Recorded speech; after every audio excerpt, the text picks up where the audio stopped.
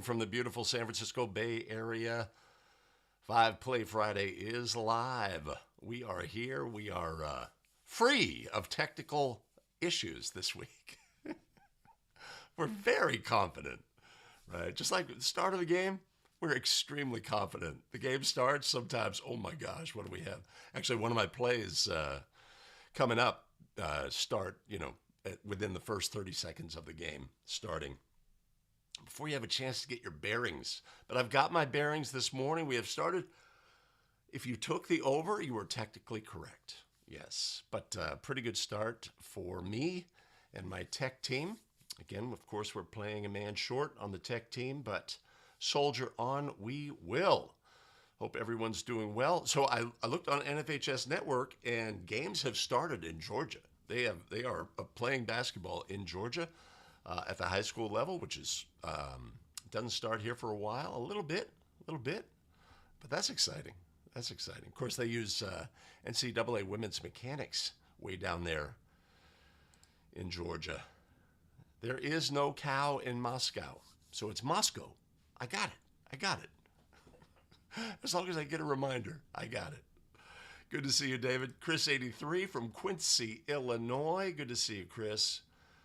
Yeah. Oh, I like the attitude. I like the eternal optimism. We are a little more prepared this week. That's for sure. Humboldt County. I may be headed up to Mendocino this weekend. Sean from the Dallas area.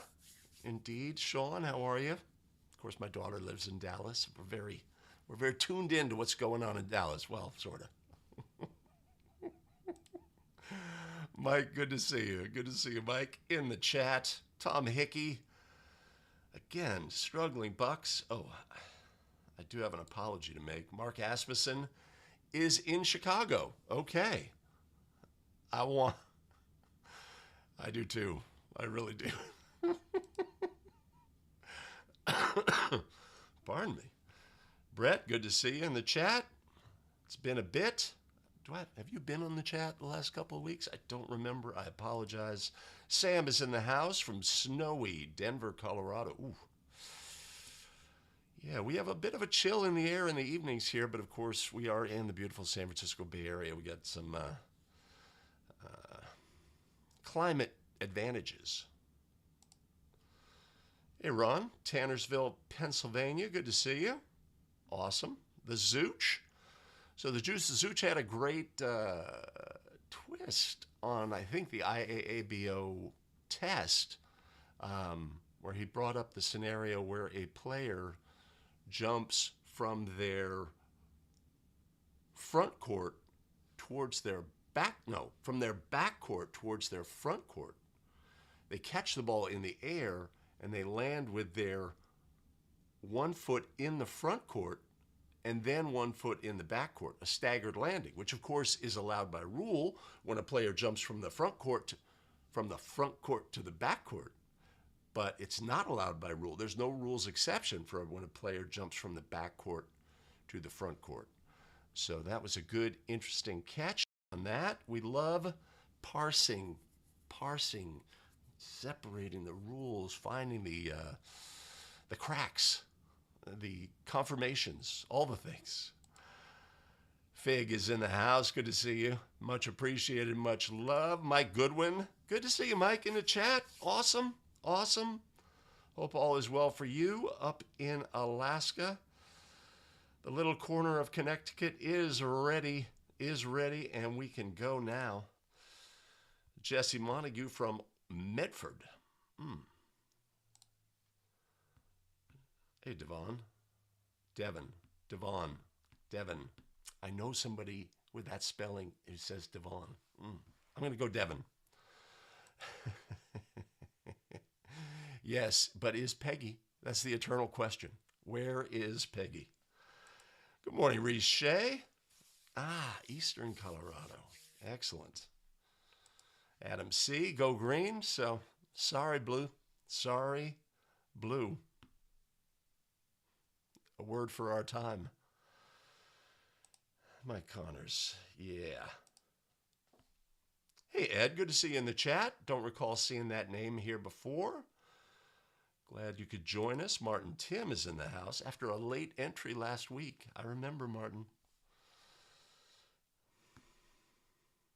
Oh, so Indiana is playing as well?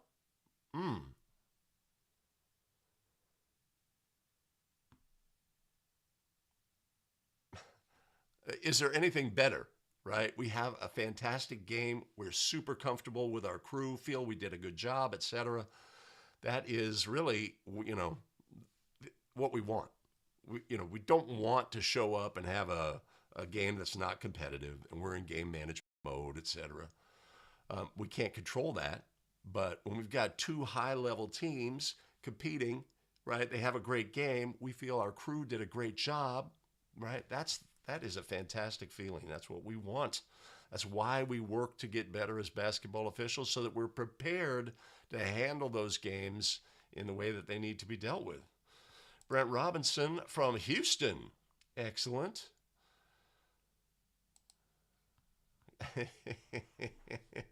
Hey, Cody. Nelson from Central Connecticut. Oh, we got our Connecticut. Oh, we are blowing up in Connecticut. We got Billy Mack and Nelson. Good morning, Jordan. It's preseason for everybody, man. It is preseason for everybody. I'm going to say that's Lubbock. Good to see you, Warren. I'm not sure of that.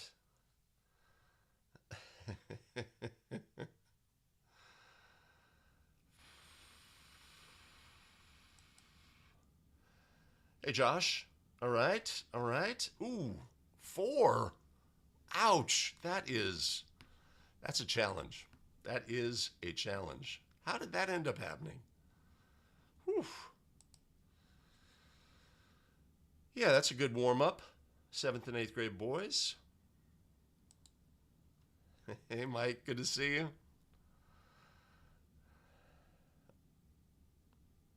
Is that a place? Is that really a place? Okay. All right. It is what it is. Okay. I'll stop slouching and get close to my microphone, which is right. Oh, shit. Is right.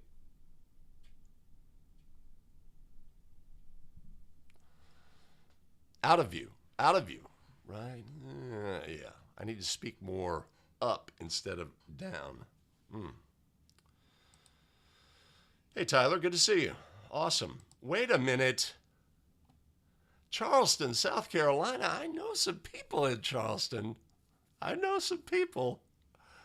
Oh, my grandson and my son and his family.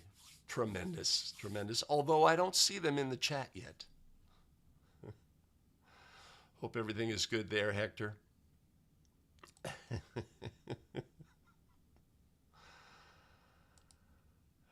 Hey, Bill, good to see you. Vic Horton is in the house. All right. Good to see you, Vic. Awesome. Boise, Idaho.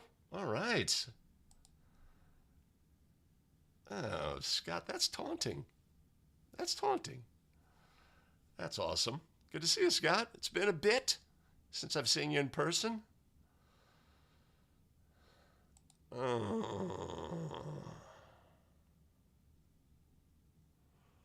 That's unfortunate, but she must have led a long life. Michigan in the house. Good to see you, Daryl. Hey, John. Good to see you. Welcome, first timer. We'll get started in just a minute. Oh, fantastic, Jared. What was it? Live ball offense or defensive delayed?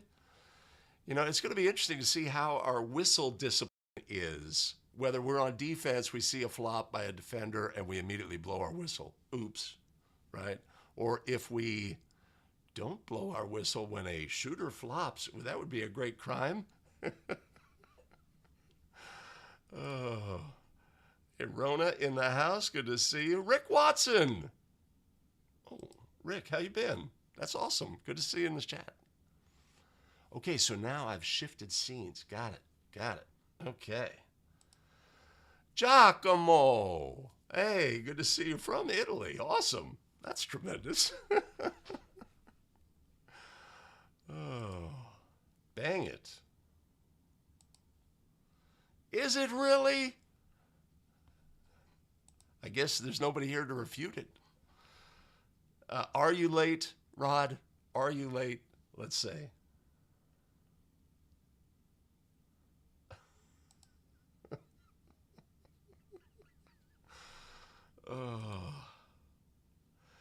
Oh, that's tremendous. That's tremendous. That's that's what we want to be in position to do that. Of course, we need to learn how to adjudicate those properly. If we're just doing a warning, the stoppage is going to resume at the point of interruption. That's the easy peasy one.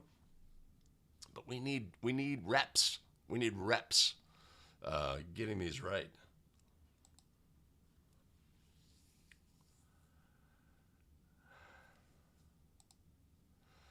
Yeah. Okay. All right. Okay. All right.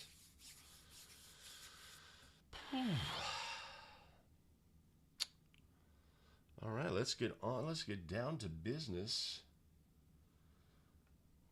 Got to remember some things, right? We're doing our first play. It's a You Make the Call play. All right. So for live stream viewers, right? So we do the You Make the Call play. I treat it on camera like we are moving to the next play, but of course then we review play number 1 immediately thereafter, and then we move on to play number 2 in the edited version, right? That portion of reviewing the play is put at the end of the show. Yeah, so that's just a heads up there. All right, I think we're ready to go. Flop chart. If anybody's got a link to that, share it with Paul. Whew. Okay.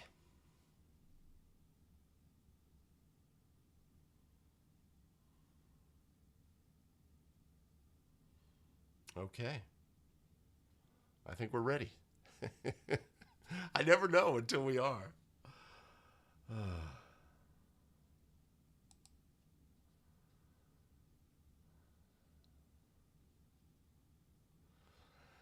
Yeah, well, what is it? What is it, Sean? It's habits and fundamentals. If we just know what our role is and how we need to officiate each of those positions, things get easy. But, do we always have those habits and fundamentals? That's what we're here to work on today, so let's do it. Here we are, 5-Play Friday. We're super excited. Let's get started. 5 plays? Yes. Stick around.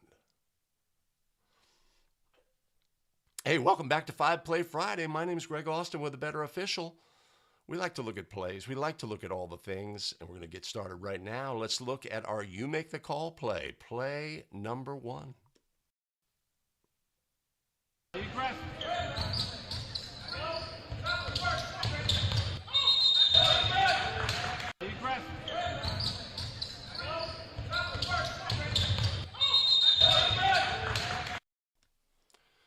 Backcourt violation ruled. Call correct, call incorrect. What do you have on play number 1? Of course, stick around to the end of the video and we'll review all of the things. Put your ruling into the comments and stick around to the end of the video where we'll look at all of the things on play number 1. With that, let's take a look at our next play.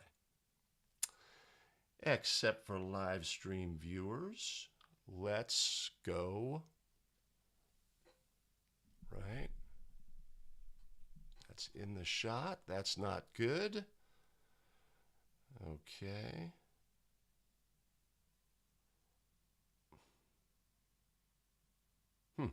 Interesting.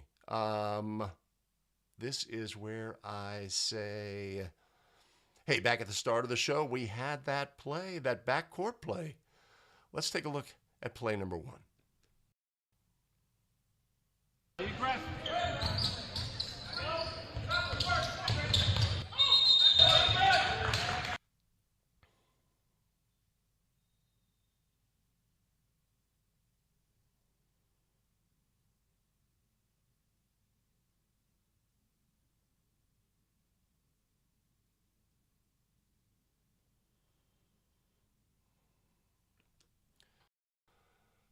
All right. So informal mechanics here in this scrimmage activity, right? Key components to making rulings in this scenario is determining when did the player gain control of the basketball.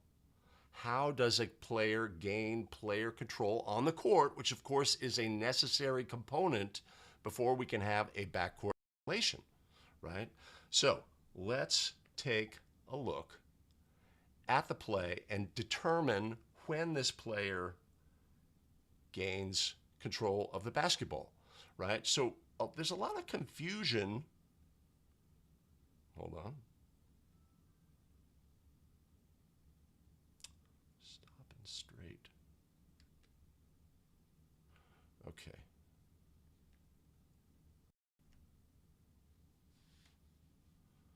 Let me see if I can get this brush going. Okay. All right. So the ball is inbounded and it's deflected by the player. Does this player have player control at this point? Clearly they do not. That's easy. Okay? They then reach for the basketball. Now many officials say this player just dribbled the ball, but this player did not dribble the ball. The act of dribbling is a player in control of the ball, pushing the ball to the floor, batting the ball to the floor, etc.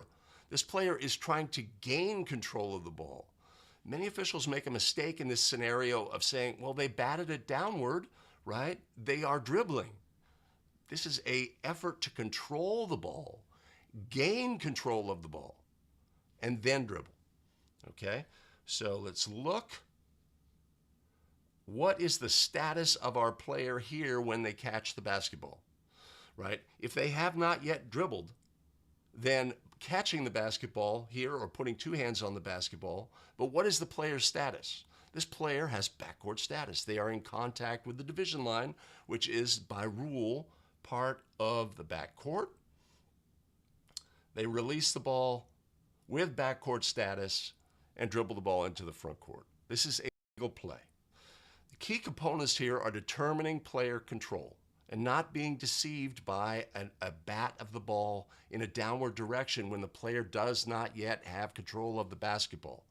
This is an area that many officials could improve upon, right? They look at it in simplistic terms. Well, he batted the ball downward, and it was in an effort to put it in front of him so he knew where it was going or this, that, and the other thing. He does not yet have control of the ball. That is my judgment on a play like this. And that's my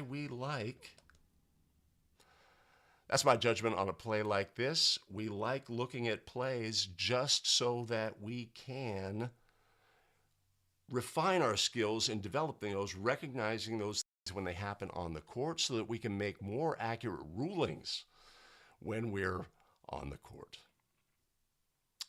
There. And then I go here. I have no idea.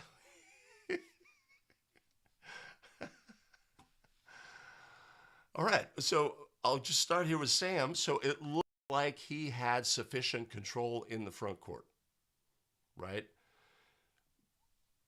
But by rule, he did not. Yeah, that's all. Look, let's see. All right. I don't expect any tweaking of the rule. There may be tweaking at the local level. Warren says over and back, not just over and back. Well, how could it be over and back if he starts in the front? I guess he goes over, and then but it would be the and back where.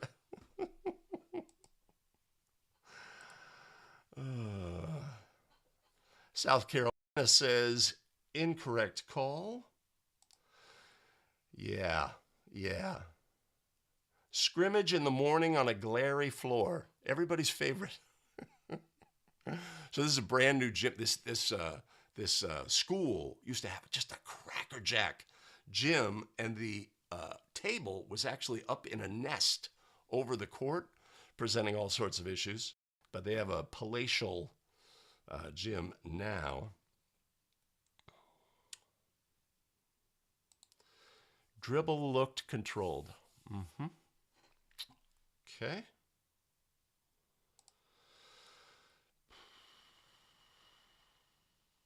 All right. That may be true, Jordan. That may be true. There's many ways that we can get through, let's say, erroneous rulings, right, with our game management skills. But that doesn't mean we shouldn't pursue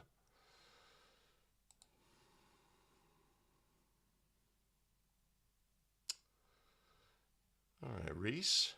Martin has no violation. Yeah, we can always come late, right? We can give our brain a moment to process what just occurred. All right, so that was play number 1. And I've already said I'm going to go to the next play. Yeah. So I've already said we're going to the next play. All right, things are, knock on wood. We seem to be hitting our marks today. Let's see what's play number 2 here. Okay.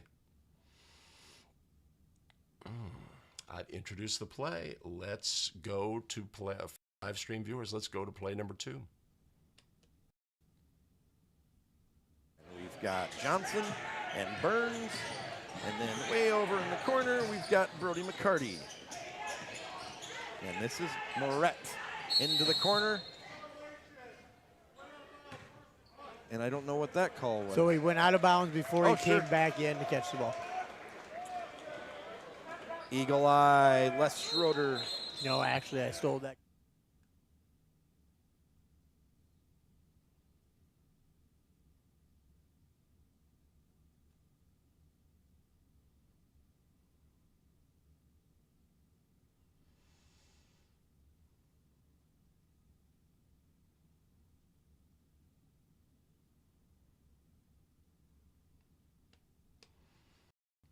All right, player leaves the court, returns to the court, first to touch the basketball, maybe, right? There's obviously things to learn from this play, but one of the great things about it is we've got a great example of the proper mechanics, even though in this instance the ruling is incorrect. First of all, 9-3-3, player may not voluntarily leave the court. That means choose, hey, I'm on the court, but I'm going to run around outside to get to another spot. Does this player do that? No, they do not. They get too close to the end line, jump in the air, release a pass, and land out of bounds. This player has not voluntarily left the court, right? So that's our first mistake. But note that when the official does, the official focusing on this new rule last year gives the new signal, which is just in effect this year, of determining that this player voluntarily left the playing court, right? It's a delayed violation signal similar to a free throw delayed violation signal. And then when they make a ruling of the player returning to the court, they give the new signal of, which, similar to the backcourt, that indicates that what the player did. Now, this play is ruled incorrectly. This player did not leave the court voluntarily. And also knew this year case play that says if the player, let's say, had chosen to leave the court, come back on the court, in this instance, even then it would not be a violation. Did the defense have an opportunity to recover upon the player returning to the court? And the advantage that they would have gained from voluntarily leaving the court would be negated. So we have an incorrect ruling on this play, but we do have a great example of the mechanics that we would use should we have made a ruling on a similar play. So it's great to see those in action, even if in this instance we got this play wrong. Now, last year, this rule was new. Officials. Last year, this rule was new. Officials were very focused on getting it right, etc. But very inconsistently and erroneously applied in many, many, many situations. One of them is players' momentum taking them off of the court. This rule does not apply. Throw-in situations, this rule does not apply, right? And now we have this year case play that says it's even narrower than you thought it was, right? Player voluntarily choosing to run out of bounds and gaining an advantage. That is the key component, right? In the absence of that, we do not have a violation. I'm killing it on the tech front today. Ow! Wow! We have to celebrate our successes after last week. What a disaster.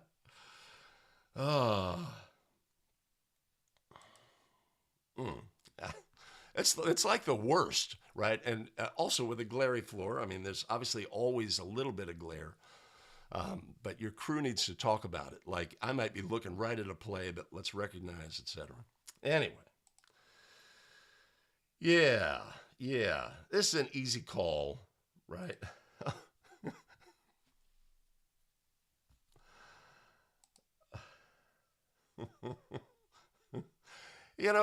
Officials are so focused on the rule and the newness of it, right? Just like this year, flopping is so new, and officials are going to be super focused on it. They're either going to be finding it where it isn't there, or inappropriate, or just because of the focus we need to bring to it. And it's something new. And again, we need reps. We need to see plays. We need to understand the rule.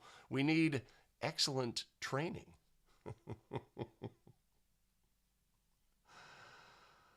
They're absolutely critical. And now one of them is really, Sean, is really interesting and confusing to me. And that's the defender. Yeah, I'm not going to bring it up now.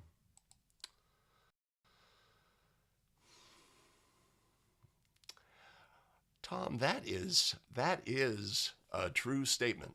That is a true statement. I was talking to, I was at a playoff game,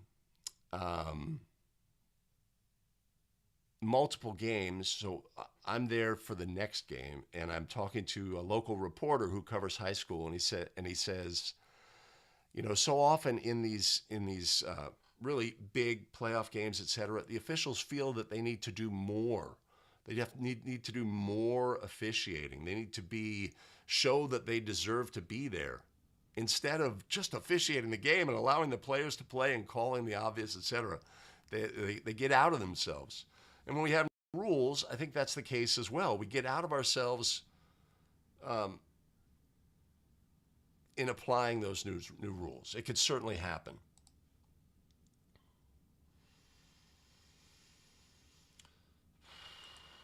Yes, it does.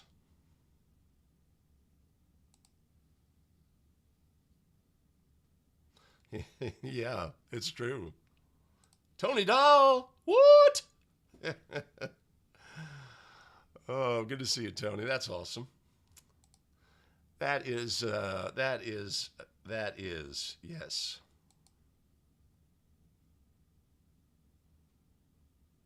I like it, Kurt. I like it. It's a true statement.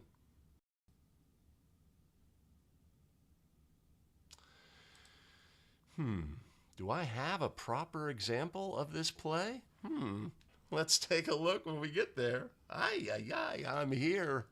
I have already introduced the next play, but for live stream viewers, no. You see, I'm not going to introduce the next play. That's the new format for the show, is end one play, transition, next play starts. That way I can mix and match the plays. It could be play number 5 on the live stream. I'll make it play number 3 on the edited version. Yeah, so for live stream viewers, let's take a look at our next play.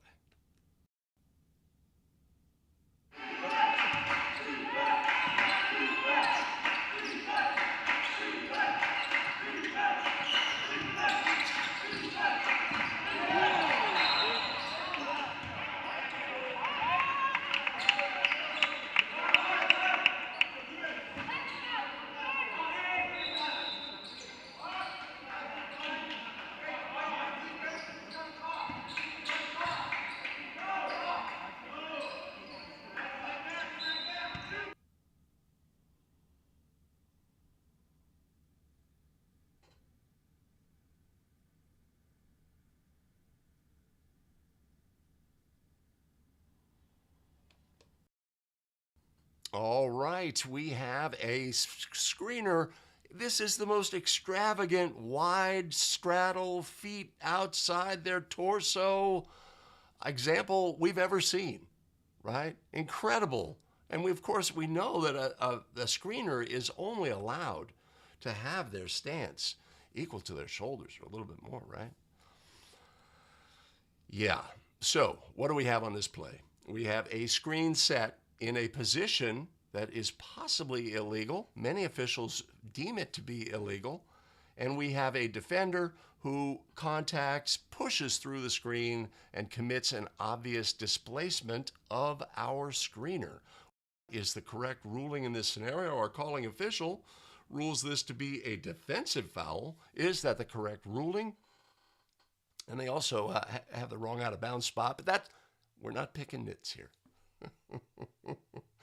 Now look, we're 35 minutes into the game, this playoff game, right? And we don't know what we're trying to evaluate what our teams are doing, etc.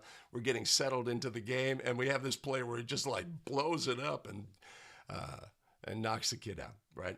So we have a new case play this year in National Federation of High School. A1 sets a stationary screen with their feet wider than shoulder width. B1 makes contact in the middle of A1's torso. Ruling, no foul since the contact was made in the A1's torso and the wider stance did not create an advantage. This has always been the rule. The case play clarifies that. The feet being wider refers to when leg contact occurs. Yeah. So this player sets a screen, is in position where they may be at risk if a number 4 blue had come across the leg and tripped or been knocked off balance, we would have an illegal screen. But since the contact is to the torso, this is a legal screen by rule, right? Important to know that. The case play clarifies it. And that's what we want. We want clarity. We want understanding, right? We see the extreme position. Many officials will argue that's illegal. That's illegal. He has there is a definition of a legal screening position, but the case play clarifies that when torso contact is involved in the play and not leg contact, the screen is deemed to be legal.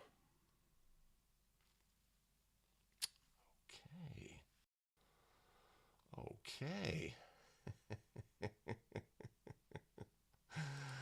Zooch, I know that's the case. That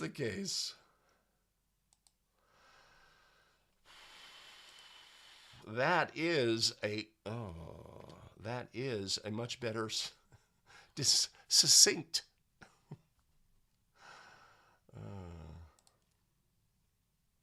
Hey, Joe, good to see you. Much appreciated. Well, I don't know where the baseline is, Jordan, so we're both wrong. Right? And so it's also, so this is an interesting scenario, is right. So is our calling official very strong in their signals, right? This is a foul. It's on this player. We're going to bring it in there, right? And we're just starting the game, right? And as a crew, do we want to say, hey, Greg, he was up in the semicircle. It should go end line, right? Which if they had, I'm all ears. I think my brain looked at where the defender got to, or where the screener got to on the play and said, oh, that's where the foul was. He got chucked pretty good here. And of course, the other factor here is, would we count the goal if it went in? Obviously, we would not. The player had not begun their habitual throwing motion. When would we deem them to have begun their habitual throwing motion? And the acts that precede, right? Has this player begun their habitual throwing motion right here? I would say they have. But the foul had occurred previously. So, yeah. Yeah, I had the wrong throw-in spot. My crew went with it. Again, we were 30 seconds into the game.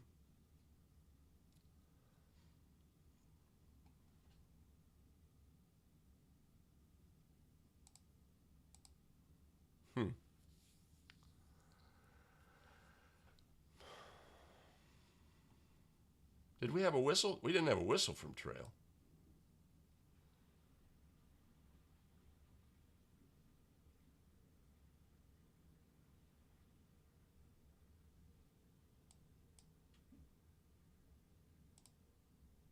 Wait.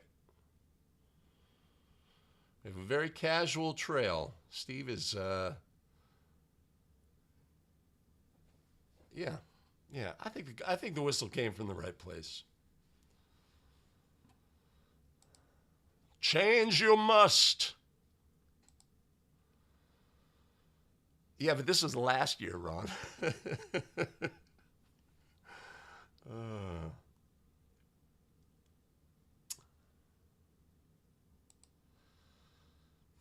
Still dribbling. He was gathering.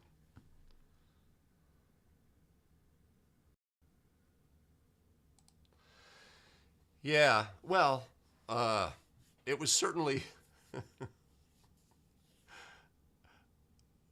like, what are you doing, man? What are you doing?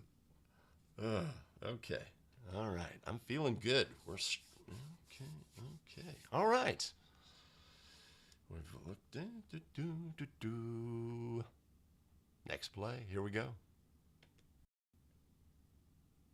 Overtime. Chavrin. Wilsonberger served back hot by Panisia. Corbett Euro. Goaltend. Ball's on the cylinder. Good call.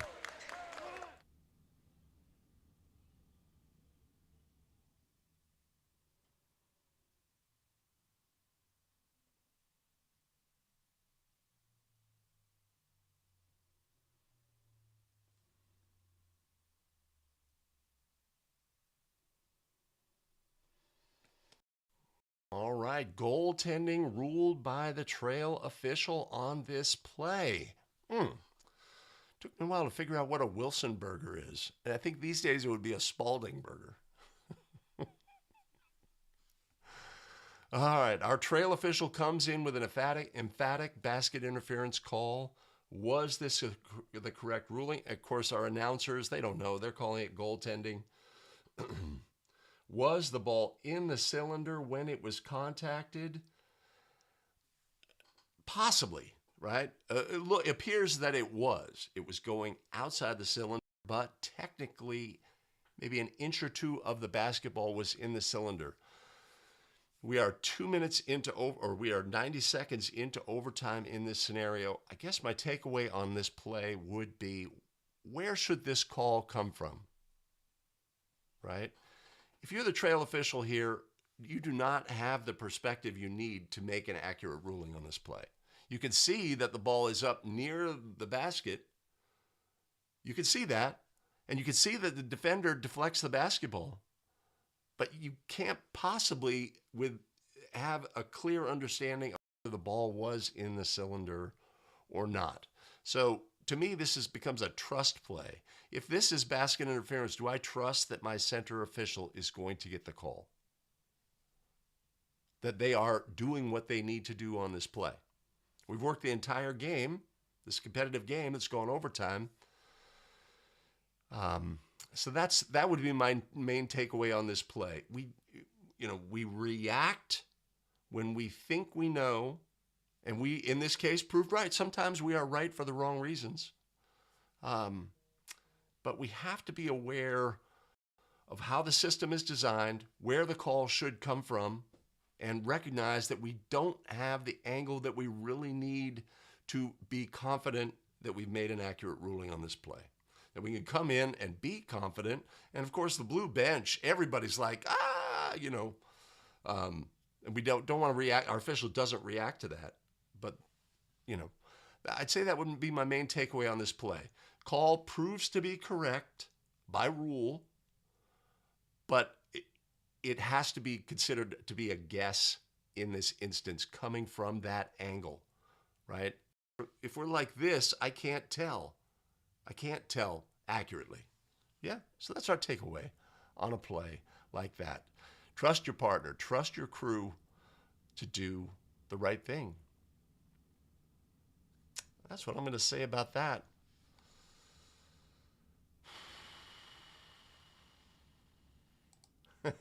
He's great. That's Chris Babcock. He does local games here, and he's good. He's good. He has a style. What are you going to do? What are you going to do? Is that really true? Wait a minute. Get my rules book out. Gather.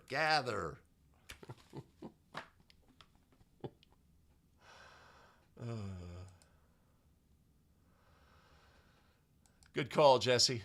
Good call. If we look at our center, man, you know he has a look at this. Oof. Yeah, I think it was in the cylinder by rule. Not the best angle and not the best video quality in this scenario.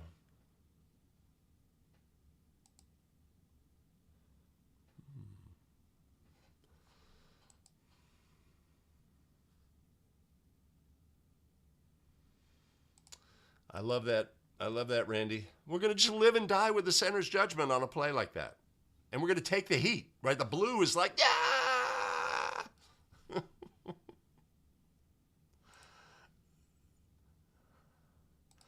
That is the word. That is the word that it is snowing in Colorado. Good to see you, Earl.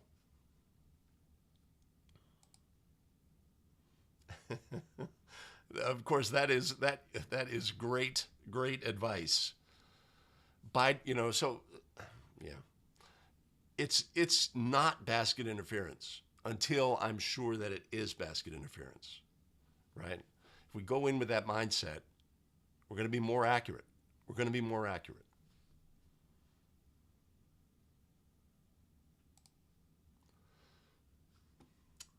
Traveling on the drive, is that possible?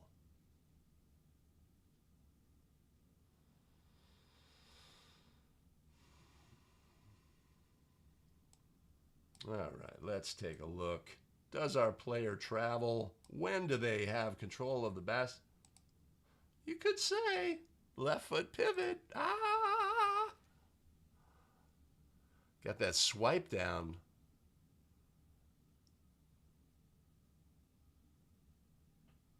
Yeah, man, I'd be reluctant to make that call, even as center. Yeah.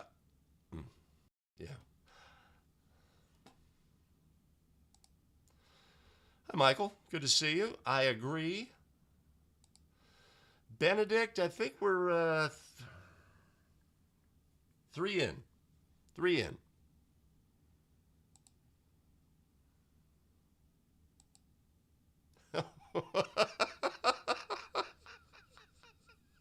If it was the PA announcer, we'd have an issue.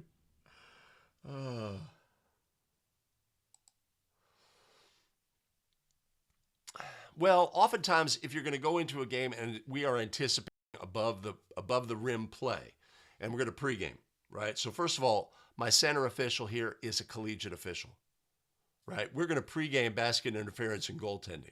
High school rule, different from NCAA men, be super patient, etc. But let's, not have to guess. Let's not estimate. Let's not do this. Let's have the right official make the call or make the no call on the play, and we'll rock with that, right? So, sometimes, you have a girls' freshman game, you're not going to do that, right?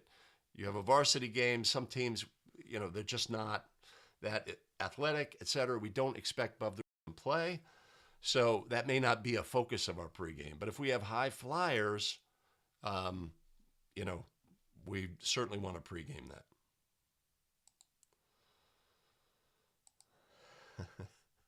Hey, he sold it. He sold it, and everybody in the gym accepts that, right? So I go there.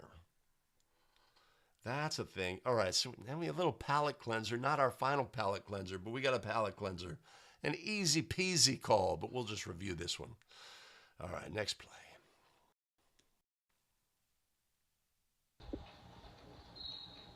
2:11 on the clock. We still sit at 40-39. Tuchel inbounds that one. This one could be trouble. Oh, that should have been backcourt. I don't.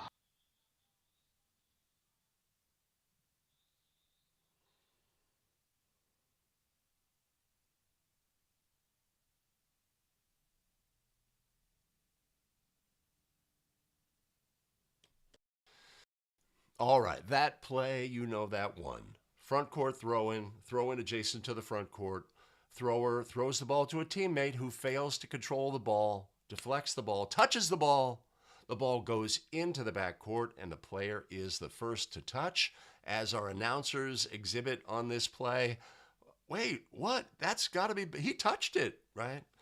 There's confusion about the rule amongst the general population, shall we say, but we as officials obviously cannot be confused about a simple rule such as this. In order to have a backcourt violation, we must have team control on the court. Team control is established by player control on the court. When does this player gain player control on the court? When they pick up the basketball here. Now established. Player control, team control on the court. This is a simple play, but it's a great example of the play that's often on rules tests, etc., where a throw-in teammate muffs or deflects the ball into the backcourt and is the first to touch, etc. Of course, we know that during this throw-in, if there was some subsequent action here on the court, players competing for the ball, the offensive player pushes, or etc., it would be team control fouled by rule. But that's not really part of this play. This play just is a great visual example of the play scenario that is so often brought up to basketball officials on rules tests and scenarios, etc. Obviously, we have to understand this rule completely, and it's really a straightforward rule to understand. That is our easiest play of the day. What is it? Legal. Reese, that is a true statement, but what kind of game do you have? If you're calling, marginal travels, you could say this was not a marginal travel. He grabbed the ball, he had it on his hip, etc.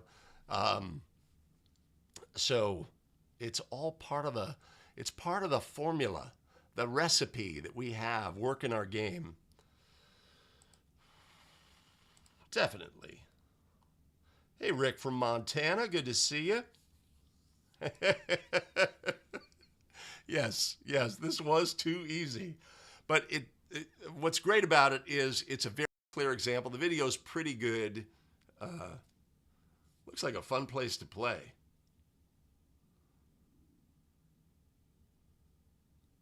Looks like a good arena. I don't even know where this is. They have a shot clock. We chopped correctly. Yeah, good stuff. Good stuff. Just wanted to get that play in the can, as it were, so we could have it to refer to. All right. Okay. All right. So for live stream viewers, this is going to be fun.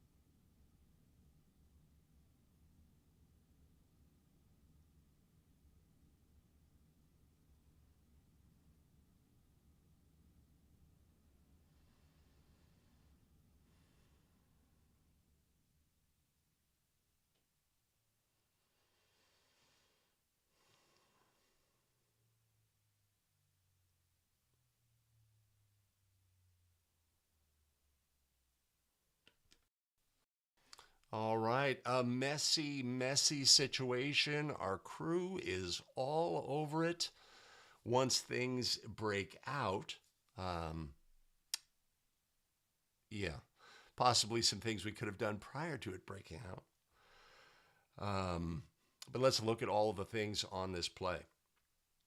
This is a mess.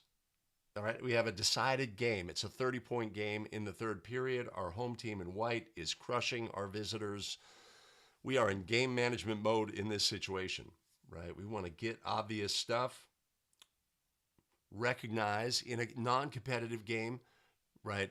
Is there any taunting action by our team that's up? Is there any frustration action by our team that's down, right? So we have action when this ball is inbounded. Let's take a look at that.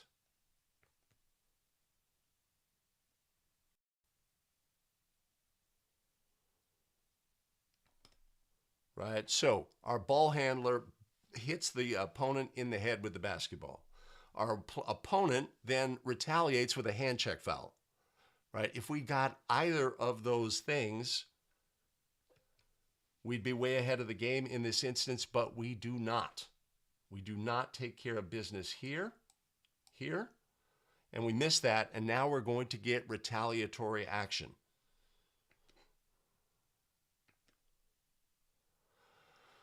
We have a player who, heat-seeking missile comes in, body block on the player, okay? We need to determine what kind of foul this is. Is this a common foul? Is this an intentional foul? Is this a flagrant foul?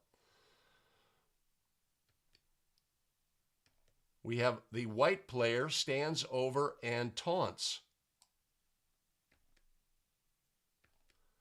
We have a player in green come in and dead ball contact bump our taunting player.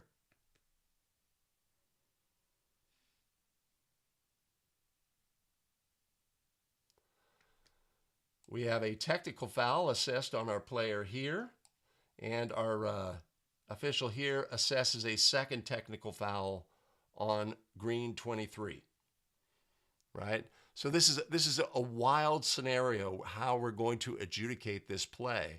So it's great to see it on video here so that we can, when something like this occurs in our game, have a little head start on how we're going to have to handle all of this, right?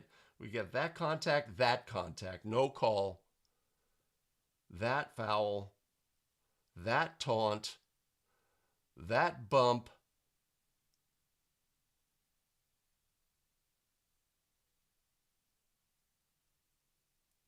that taunting, our 23 and 11. Our crew does a really good job here in a lot of different respects of, being aware of the things that are going on this play. And in the end, we're going to have to get together as a crew and say, what do we have? What kind of foul was that on this ball, on the white 24? To me, that's a flagrant foul. And I've got support. We'll see that in a bit. We have two technical fouls on green 23, right? How are we going to sort out all the technical fouls? How are we going to adjudicate the play in the end, right? So we have a live ball foul, and then we have dead ball technicals, right? So we're going to have to put that all in a pot and figure we're going to assess a foul in this instance. To me, it's going to be 2 free throws on the ball. And then we have all these technical fouls which can potentially offset.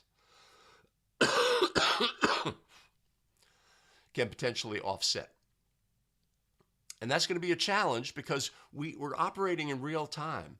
What do you have? Who do you have it on, etc.? We don't have the luxury as high school officials to go to the monitor and start writing stuff down. We don't have that advantage, right? We could immediately get to our table and say, table, help me out, right? We have this, or we could get together as a crew and say, what do you have, right? Our center official has 2 separate technical fouls on green 23, right? That player is going to be disqualified. White 11, I think only has 1 technical. And we have, of course, an injured player. It looks like he sort of hit his funny bone or something like that. Okay, I'm going to go there, there, there, there, and there, right? So in a scenario like this, we have to come together as a crew. First of all, get those, we got a lot of tension in this game. Get them separated, go to the bench, figure out what we have, assess it all. We have a live ball foul. We have to penalize that. Then during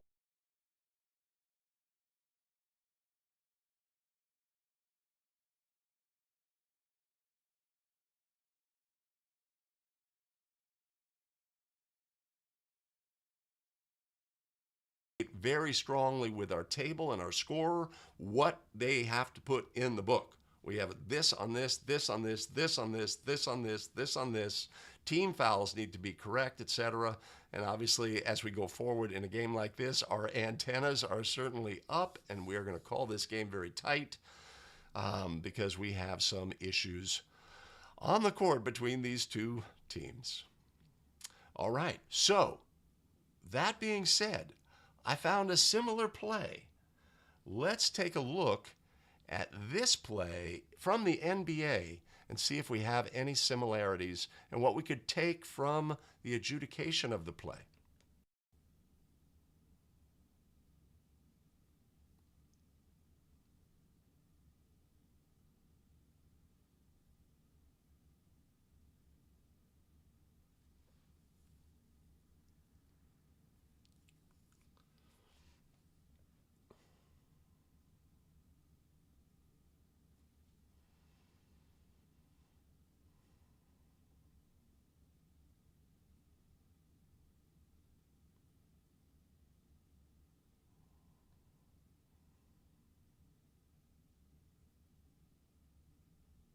After review, Grant Williams accelerates, makes a significant impact to the dribbler. A non-basketball play, potential for injury.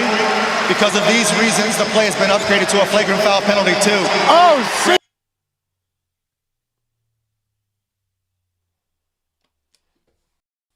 All right, friend of the show, James Williams.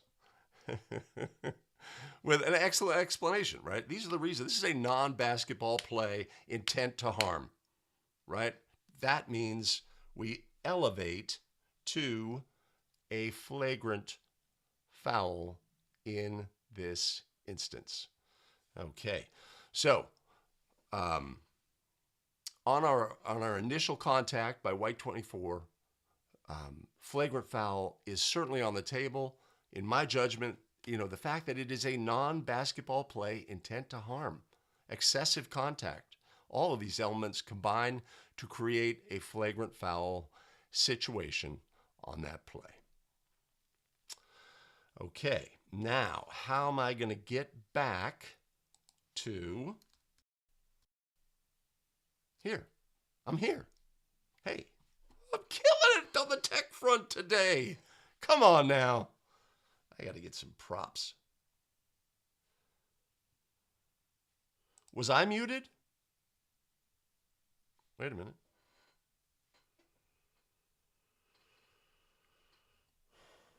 Oh, no.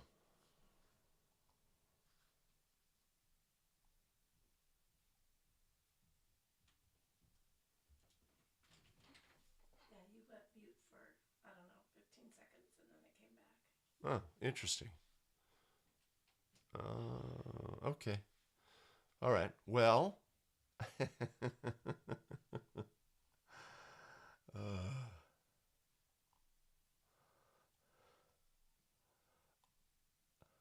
I say layman?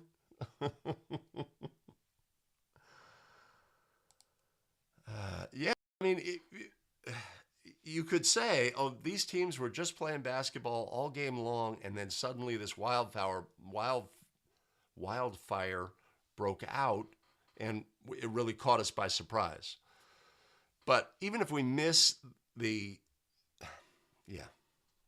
had two opportunities to prevent this with simple calls.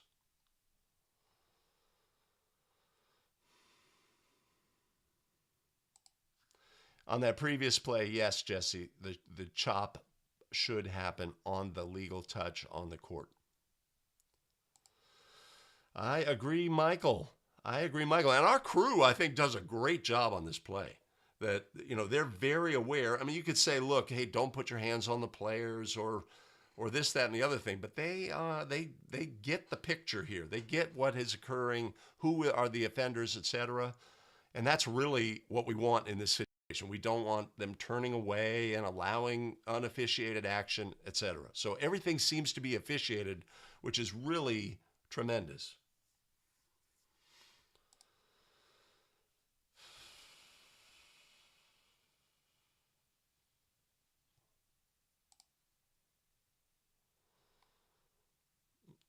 You've summed it up, Randy.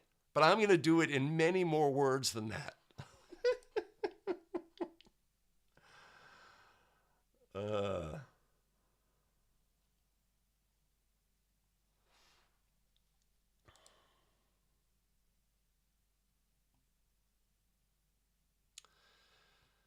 Martin, I'm going to pass on that from the backcourt play. Yes, and obviously we had that in the, and they have the luxury. They have the luxury. We're going to go and we're going to look at the play from multiple angles, and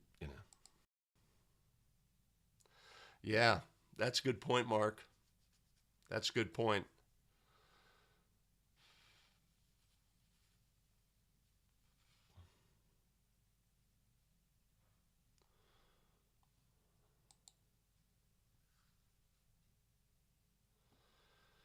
Technical.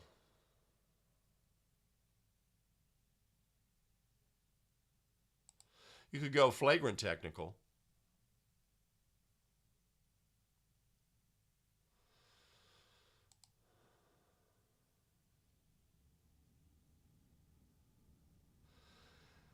Ted, I'm really loving it too. I'm really loving it as well. I think it looks pretty good. Yeah, we made some changes. Hey, Kamali, good to see you.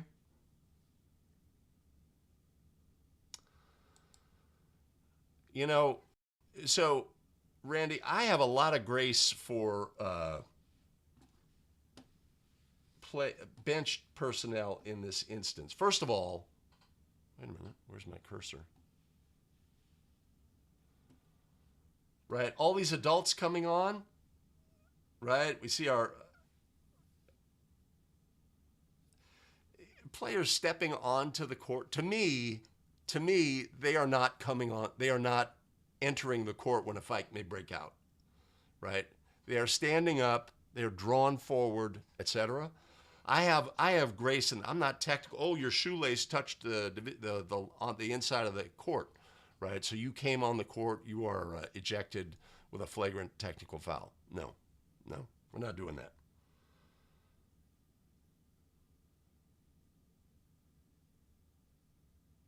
So we got white 12. Yeah, I'm not seeing it. Now you could say, look, the rule's the rule, right? I'm not seeing that myself.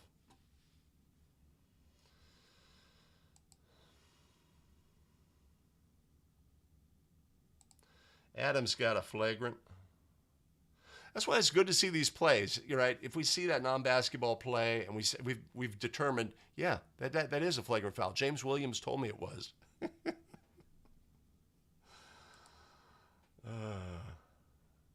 I say technical. It's a non-contact foul, so I don't think we can go intentional technical foul or flagrant technical foul.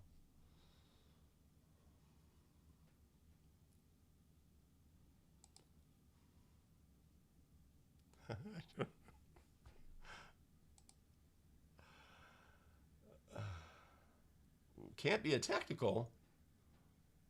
Oh, if I spit on you or I use a racial epithet, it can't be a technical during live ball? Thank you. That is a very emphatic. Sure you can.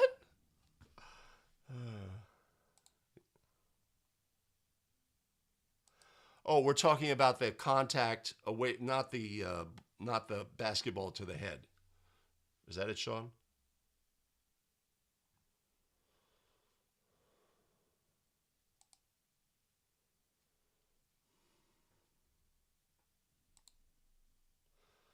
Yeah, I think we just misunderstood that.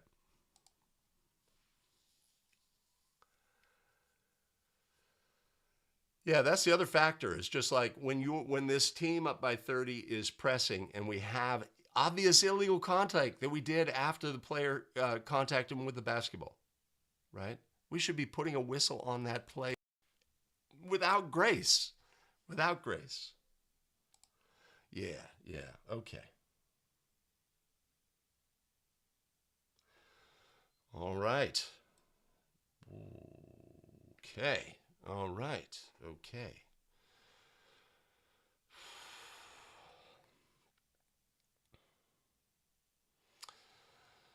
As we like to do, let's add a little palate cleanser after the rough action we've seen in this episode. After what we've seen in this episode, we all deserve a little palate cleanser.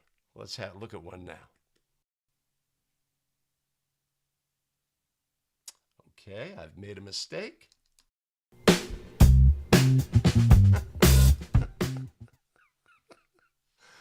Oi, oi, oi.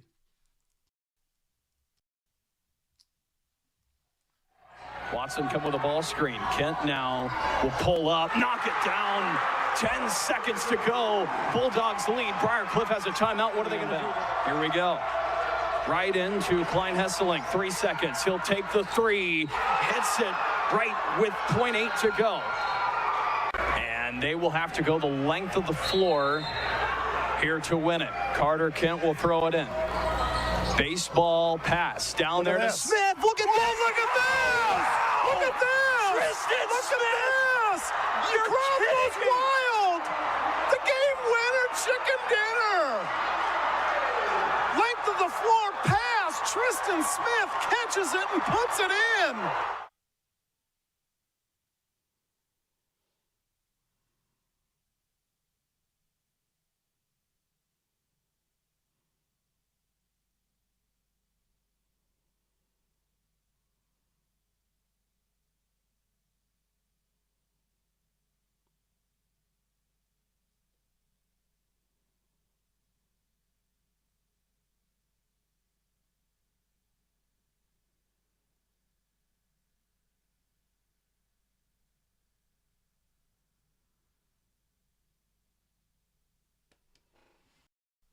Buzzer beaters, we love them. We love them. It's such a fantastic way to end the game.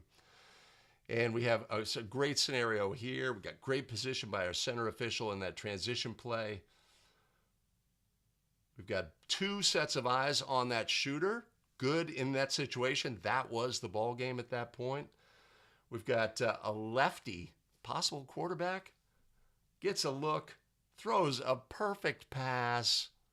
Touchdown, baby. Touchdown. And of course, we have our player, blue 1, black 1. Have we all not been black 1 at some point in our lives? Jostled and dejected. Indeed. Indeed. So, we love end of game buzzer beaters, last second shots, a team getting a great look and missing. A great way to end games. And super exciting. We love to have those in our games. We love to have competitive games. We love to have the feeling that in this competitive game, this crew, our crew, did a great job in this game. Okay, fantastic. Okay, fantastic. A fantastic finish. I'm not going to talk about all that. So what we had in this situation is, right? Great shot there. Our center looking for a timeout. No timeout. Inbounds play. We get a good look. What a shot. They're super excited. They think they're going to win. Bench does a great job. White 5 does a great job of getting a look here. You're not going to throw a better pass. Awesome. Awesome. We love it. We love it.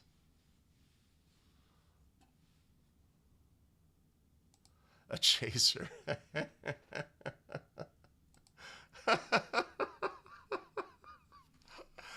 Oh, helicopter girl. What? Penalizing the court storming for what?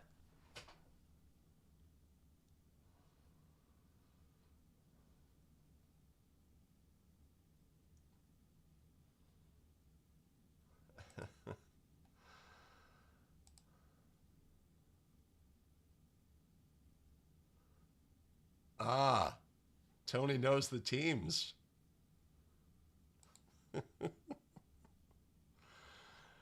And then Black won. You know, there's a great gif of a kid sliding down a slide, and friction takes over, and he bangs his head on the left side, the right side, the left side, the right side, the left side, the right side, all the way down. And yeah, Black One is my new, when I think of those, when you've been through the ringer. Yeah,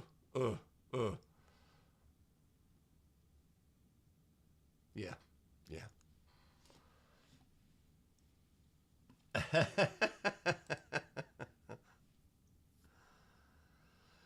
Oh, all right. So Mike says, how about the adjustment on the clock at the end? I don't know if they had a monitor available, but if we look at the shot, when it passes through the basket, what is the time on the clock? Is this an accurate adjustment on the play? Yeah. Yeah, it is. I don't know if they had a monitor available and used it to determine whether they were allowed to do that. I don't even know. Or whether they just had the number, which they should, when the ball passes through. NCAA mans the clock stops when the ball goes through the basket in the final 59-9, and they have to have that skill, right, to know. It's unlike in high school where we may have an immediate timeout request, and we have to have the skill in that instance. In this scenario where the ball passes through, that's just a basic fundamental that collegiate officials have to have.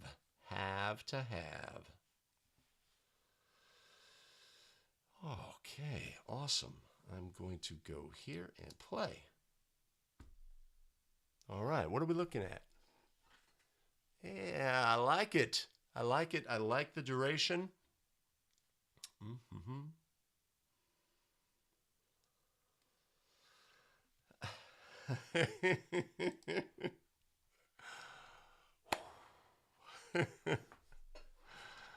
Oh my goodness. There were gremlins last week.